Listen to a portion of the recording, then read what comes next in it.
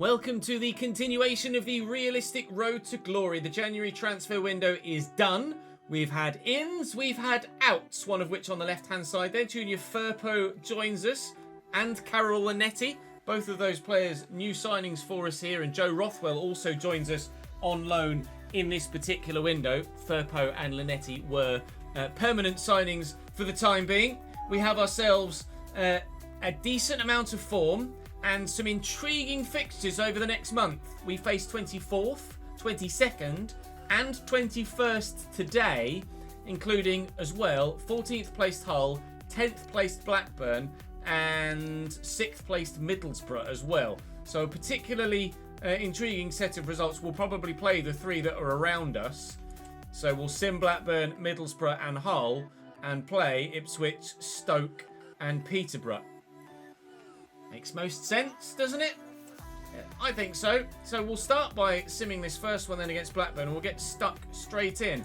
Do please drop the video a like if you're enjoying this save so far. It would mean the world to me. We're obviously having one of the best saves that we've done on the channel all told ever, I think, here with this realistic road to glory. You guys are showing great support for this save. It's probably the best supported save at this stage of a save for 3 or 4 years, especially at this time of the game cycle. So thank you very much indeed for that continued support. Today we're saying thank you to Staffy, to Connor and to Razza for the support in the comment section and on stream. We have some press conference questions to bring to you of our own, or your own, from the comment section most recently. But that is Blackburn's starting lineup, a 5-back. They lost their last game. We've got a decent 11 now, a really genuinely decent 11. Jose Fontan has grown to 74, so we now have 4 74 rated players in the 11, 2 73s, 3 72s, and then just Watson Rose in the much lower 70s. So we are growing very, very well indeed. We will be a battle for most sides in this division. Most sides, however, doesn't seem to include Blackburn Rovers because they beat us by 1-0. But we'll hope for better against Middlesbrough, and I'll see you there. Before we get to the match day against Middlesbrough, we have press conference question number 1 that comes from Tom on Twitch this time. It says, with reports that you rejected a bid from Luton for your star Kusini Yengi, would you consider a sale if the right bid came in? And if so, how would you plan to replace Yengi's attacking prowess? At this stage of our journey, no player is bigger than the team. We found that throughout the course of the save so far, and the same would go for Kusini Yengi. In the moment that the bid came, we were in a position where absolutely we were well within our rights to ask for the moon and more, and Luton were not willing to stump up more than a small meteor. So he stayed. If a bid of a sizable amount comes in, or from a team that we couldn't really stand in Kusini's way, then yes, every player is for sale in this team. How we would replace him would be very intriguing because we've had wingers in those roles and not gotten much from them. We've put a striker in there to play more of an inside forward position and maximised our output in that role in the team. So we would probably look to do something similar and have someone of Kusini's style, but perhaps someone that's slightly better in possession with the ball at their feet to fill that role, and just look to take a step forward in that area of the squad, as we have done with every other area of the squad so far. You can see Middlesbrough's starting lineup here against us now. Very strong side for the division. 6th in the league right now, in the playoffs, with some strong players. We're going to have to rotate a little bit for this one, but we have the strength and depth to do so. And Rothwell is probably not going to get a start here unless he gets less than -2, which indeed he does. Yengi will come out for Dodds. Alejo, actually, Yengi's probably going to start ahead of Alejo, and Dodds will go on the right-hand side. I don't think we'll make any changes at the back. Maybe we'll just do Chiberko in for Kellen Watts, and we'll hope for something against Middlesbrough. Holy moly, do we half get it? We beat Middlesbrough at the Riverside by 1-0 last season and this season. Junior Firpo on the scorelist for the first time. Dylan Dodds back to the starting lineup and on the score sheet as well. Gatoni pulls one back, but Reyes Cleary seals the deal. We've done the double over Middlesbrough this year. Now, no one saw that coming, including myself. Up next, Ipswich Town away from home. A local derby of sorts. Certainly a competitive derby with the nature of the league table right now. But we are dizzy up in 18th. We've not been this high in the championship table really ever outside the first 4 games of either last season or this. Match day against Ipswich, and you can see their form below me. They are inconsistent. However, they are consistent in their inconsistency. And judging by that pattern, there's a green W on the way. We hope for ourselves and not for them. They are missing Wes Burns through injury, and it's a case at this stage of the season of who can manage their squad better. All right, Balagizi starts then. Cleary up top, still continually, and we're nearly as strong as we possibly could be here for the game away from home at Portman Road. Bring on the tractor boys. Struggled against Ipswich, I think, last time we played them in game, but we don't fear anyone at this particular moment in time. That victory against Middlesbrough proves exactly why we shouldn't fear anyone at this particular moment in time. It would have been nice to have been able to change player as the ball bobbled free. I had to chase after it with Balagizi, and here's Moog now, blocked, falls straight to Connor Chaplin. Back to Taylor, Connor Chaplin again, and a good foot in, and away we go. Thank you very much. Ipswich look like they are meaning to be on the front foot for the majority of the game. Dreger is going to have a bit of a role to play here, and this is why we brought in the extra players that we did. Some players haven't seen much first-team football at all so far this season. That's a poor first-time pass that we're going to get away with. But it's moments like this. I'm supposed to go to Jose Fontan. It's moments like this where you need that squad depth, and those fringe players are going to play their part. That's a great cross, but Dreger's there, and Collado will get rid of it. Still, it's kind of all Ipswich at the moment. We're struggling to break free of our own box, but we'll get a stranglehold on the game eventually and get ourselves moving forward. Oh, sharp turn by Broadhead. That was really nicely done because he was running down a blind alley there and he had nowhere to go. Connor Chaplin is quick, I think it's safe to say. Oh, you are having the biggest of laughs. You're telling me that that's a penalty? I got fined £25,000 recently.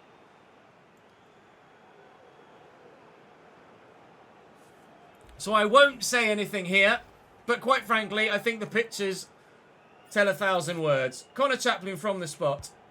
Saved by Kelleroos, and justice done. That is not the best of clearances, Mr. Sørensen. That's much better. Intercepted. Alejo to Osborne. Just don't lose it. Well done. Balagizi wants to run in behind. Osborne's going again. Ben Osborne.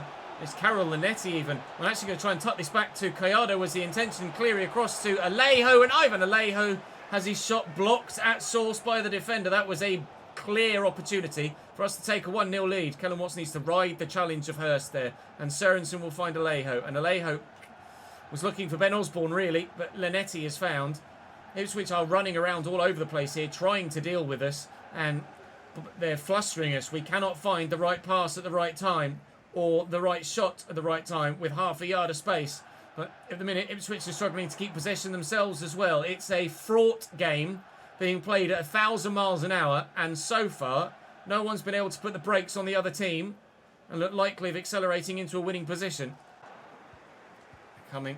Is that Ipswich press again? Osborne's turned it well, though. This is excellent. Balagizi down the line. Balagizi in the box. Alejo, 1-0 Cambridge. Ipswich's press has been the thorn in my heel all game. We took the thorn out. We've thrown it back in their face. 1-0 Cambridge United. We played around it this time. Hurst. Here comes Ipswich's response. Chaplin looking to drift past players. Finds Broadhead. Sørensen doing the job for now. But here's Hurst. And Hurst to Chaplin. And Roos with a big save. And Kellen Watts with an even more important clearance afterwards too. Oh, dearie me. Ipswich are not done in this fixture yet. Free kick, Ipswich. 10 minutes to go. Chaplin's going to go short here. And Taylor's going to look to get down the line. And he's not going to get past Jensen Weir. That was supposed to go inside. It now goes down the line. And we could be in. Oh, the ball. The ball from Collado and Cleary. Big save by Schultz. Tried to do him with the eyes, thinking we were going to go near post. We went for the far corner. It didn't quite work. Oh, and Cleary can't score from the corner either. Just wasting some time, though. Wasting valuable seconds for Ipswich to equalise. Oh, Clark steps in well. Their pressers work so incredibly well, Ipswich. The one time it didn't, we got the goal. But every other opportunity they've had to press the ball has worked superbly. Oh, what a save, Kellerus. That is top quality. He was rushing out of his goal, and to show the reactions to get to that is remarkable. Cleary needed some strength there, couldn't show it. Have we wasted enough time, though? 90 seconds remain in the game, and it's the big man between the sticks that's made the difference. And surely that one save will earn us all 3 points here at Portman Road. We mentioned in real life when Cambridge got to League One and Ipswich were in a similar level, we went to Portman Road and got a 1-0 win. It has come to pass once more. In real life, we're still League One. They're in the Premier League now. We've met in the middle of the Championship, and the U's are the better side once again. Another big set of 3 points. It's match day against Stoke, and it's press conference question number 2, which comes from Leone Citron. It says that at your current rate of growth within the squad, when do you expect to start challenging for the Premier League? I'll tie this in with the third press conference from the day, which is from Jim Bob, that says, with what is on track to be another season battling relegation, ideally, where would you like your side to be in 3 seasons' time? By season 7, I would like us to have had at least 1 year of genuinely challenging to get out of this division. I'd like to finish top half at a push this season, and then with the financial situation at the club, hopefully we can balance the money the right way to assure a challenge for maybe a playoff spot in season 5 or season 6. But in 3 years' time, I would like to either be Premier League or at least very, very close to it. We could put ourselves one step closer to that top half of the table spot if we can get something against current bottom of the table side Stoke City here. They are now 12 points from safety, and you'd have to say probably doomed at this stage. We pulled off something miraculous last season, but to be fair, we pulled off something quite miraculous this season as well. But for Stoke to do something similar is probably too much to ask for, given their current form at this stage of the season. This stage of the season last year and this year, we've started and are in the process of our uptick in form. Stoke still very much down in the dumps. We're 3 points off 13th and only 4 points off top half, which is the genuine aim now.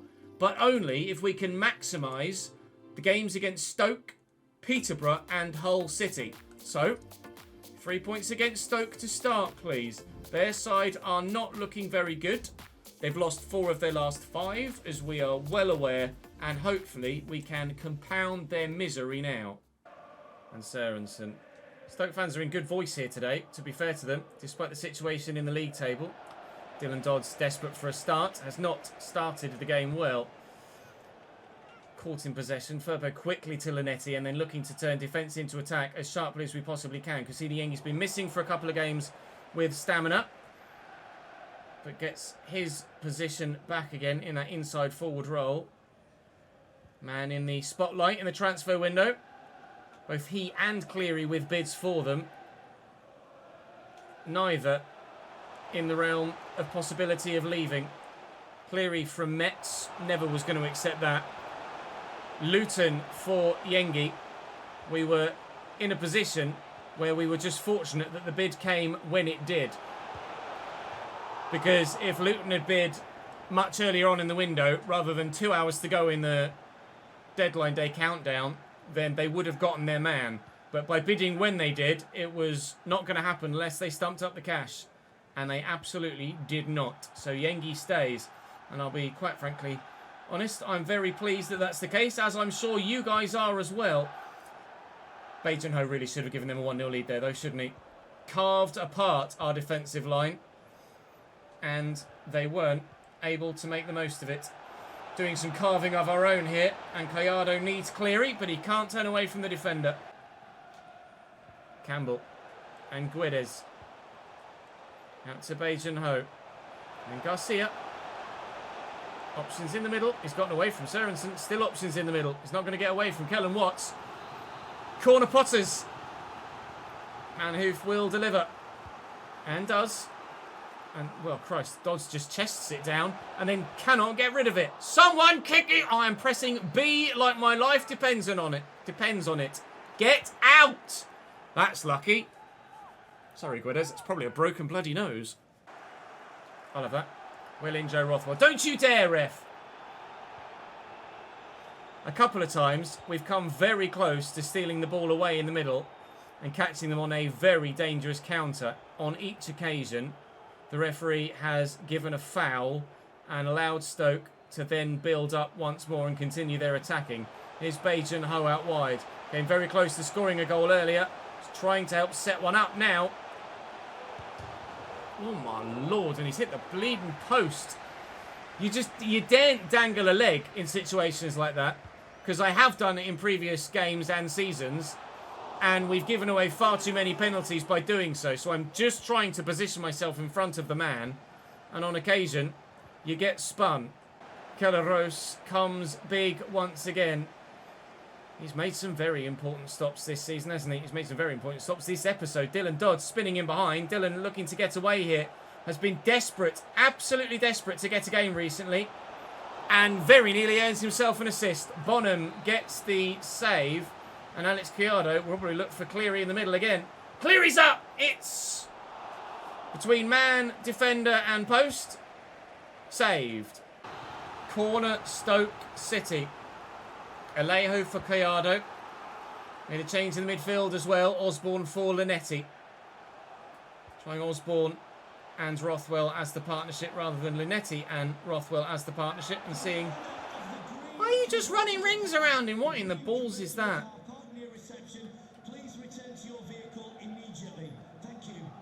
Sørensen, I mean, there's a bit of room here. And Dodds is away, and he's onside. Now, we are going to need that support, so I'm going to have to wait for it. Oh, Yengi got the run. He got a great run, but he can't find the target. 4 substitutions coming onto the pitch. Combined. 4 minutes left in the game.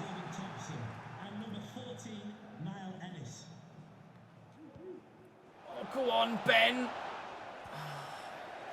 Just moved Ben Osborne forward to Cam, and he could have had an instant impact there. Cleary trying to get it round the corner to him. Maybe I should have gone sideways first. Here's Vidigal with runners. And Niall Ennis. And Manhoof. His teammates will be furious. It's that calibre of finishing that is why Stoke are 20th in the table. Sorry, 24th in the table with 20 points. They should be much higher given the quality of player they have. But are we about to see another reason why they are where they are right now? The answer is no. They've kept a clean sheet against us, so fair play to them for that. But we should have been better. We should have gotten a positive result rather than just a neutral result. It's a point apiece. It's Derby Day. And Peterborough are in the relegation zone. Oh, how we would love to keep them there. And in fact, if anything, make their relegation plight all the bleaker. 4-2-3-1 wide for them. Poku and Lateef still out wide. Clark Harris through the middle up top. We've got everybody fully fighting fit for this one. It's the big one. It's Borough away at the shithole. Poku, overlapping run is the obvious. Firpo gets himself nutmegged. Not ideal. Stepped in for the challenge. Clark Harris has options here. Just dangling a leg. Don't foul him. Well done. Use the fullback. Take your time. Let them come to you. Like that. Great first touch. Excellent pass. No, I'm not going to pass it. Oh, I tried to fool the defender to open up a bit more space for the shot. If he thought I was going to square it, maybe he might change his position. He didn't. Kellen Watts is up. The ball is over the bar. Nicely done, quickly. Collado's there. He's not there. De Havilland steps in. Fuck you, Borough. Why are you everywhere all the time? Cipriano intercepted. Firpo just showing that experienced head, calming it down, slowing it down a bit. Linetti. Nice ball. Cleary. Collado. He's calling for it out wide there, Alejo. We will give it to him. How's your delivery, lads? Oh, it's perfect. As is the save from Bilakovic. Cleary denied. I feel like Cleary hasn't scored for 2 or 3 games in a row now. Forget I said anything. What a header from the young man. 42 minutes played. We have our advantage. Poku. Still going. Nice ball inside. Clark Harris, they'll take the advantage. They will utilise the advantage. Well, not much has gotten past Kelleros recently. But that has. And how. Harrison, I backed off him trying to... Well, basically not expecting him to pull that out of the bag. He certainly found a rabbit out of the hat, hasn't he? Peterborough 1, Cambridge 1. And Sørensen. Alejo's drifted central, so I'm not going to be able to find him, but he has found his way back to me, and he spun away from the man. Now, he found a great ball earlier. Can he find another one? Yeah, he can. And for the second time today, from close range, the goalkeeper denies Reyes Cleary. Can I poke that through? Please be onside, Kusini. Oh, Bilakovic is keeping his team in it here. He was onside, but he didn't score. Nice around the corner. Now is not the time to concede, ladies and gentlemen. Now is the time to stand firm and ensure you get a point away from home. Sørensen standing as firm as he can. Collins needs to get the ball in the middle. They have done Osborne away. That should be enough to satisfy the referee for the end of the fixture. It is not. Latafe in the box. And Poku. And a big save. The follow-up off the post. And game. The heart rate doesn't need that, does it really? Let's be honest. We draw against Peterborough United. To be fair to them, the quality of their goal, they did earn something from the game with that. But their keeper had to make 2 fantastic close-range saves from Reyes Cleary to ensure that they did get all 3 points. But Kelleros has made some saves in that game as well. It was a really entertaining local rivalry. We went flat. We ended up hanging up. We certainly did end up hanging on a bit at the end there, didn't we? A little bit nervy. Maybe we thought we'd already done enough to win it. No, certainly. And we are happy. We are happy we didn't lose it in the end. You're welcome. Up next for us is Hull City in a final. Oh no, Isaac Dyer's not playing much. Well, get over it. Leaves Peterborough in the relegation zone. That result. 1-1 draw means that they are still a point from safety. The goal difference is in their favour compared to Blackpool, but not to anyone else above them. We are 2 points off 14th, slightly further away from the top half than we were. 5 points to gap. We could go up from 17th to 16th at least if we can get a victory against Hull City in this next and final match day of the day. They've got Barry up top, who's pretty decent, I think. Jaden Philogene on the left-hand side still for them. How they're hanging on to him in this save, I've absolutely no idea. He may well be a player we perhaps look to sign at some point. Thankfully, kit clash avoided because we'll be quick simming this one, not playing it. They go down to 10 men after an hour, but they extend their advantage through the aforementioned Philogene. Well, isn't that a pain in the bum? We find ourselves getting a mixture of results today, but we are still in 17th.